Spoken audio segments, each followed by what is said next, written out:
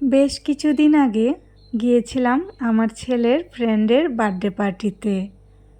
আমার ছেলের ফ্রেন্ডের মা কিন্তু আবার আমার খুব ভালো ফ্রেন্ড। আমাদের কোয়ার্টার থেকে একটু দূরেই তাদের কোয়ার্টার।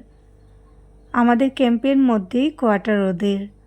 আর আমাদের কোয়ার্টার হলো টাইপ বিতে আর ওদের কোয়ার্টার হলো টাইপ এতে।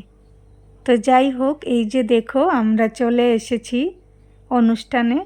আর এখানে দেখো ফটোশ্যুট হচ্ছে। খুব ধুমধাম করে বার্থডে সেলিব্রেশন করা হয়েছিল। আর আমি কিন্তু একদম নর্মালভাবেই গিয়েছিলাম, আমি বুঝতে পারিনি। তো যাই হোক, ওর মা আমাকে বারে বারেই ডাকছিল ফটো ওঠার জন্য, কিন্তু নিজেকে একটু লজ্জা ফিল করছিলাম, কারণ নর্মালভাবেই গিয়েছিলাম।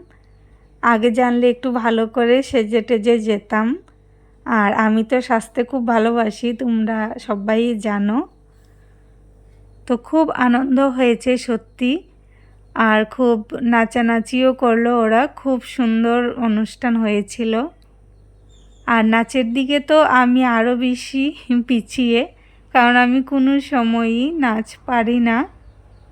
এমনকি আমার বাড়িতে বা বাপের বাড়িতে যতই অনুষ্ঠান হোক না কেন, আমি কখনোই নাচি না। সবাই নাচানাচি করে, আমি তাদের সাথে বাস উৎসাহ দিই, এতটুকুই। কারণ আমি পারিই না। আর এতটা লজ্জা করে কেন জানি আমি নিজেও জানি না। তো যাই হোক, এই যে দেখো খেতে বসে গেছি। আর ওখানে গিয়ে অনেক ফ্রেন্ডের সাথেই দেখা হয়ে গিয়েছিল। তো তাদের সাথে কথা টথা বললাম, খুব ভালো লাগলো। আর যদি আমার ভিডিওগুলো তোমাদের ভালো লেগে থাকে তাহলে অবশ্যই লাইক কমেন্ট শেয়ার করে দিবে।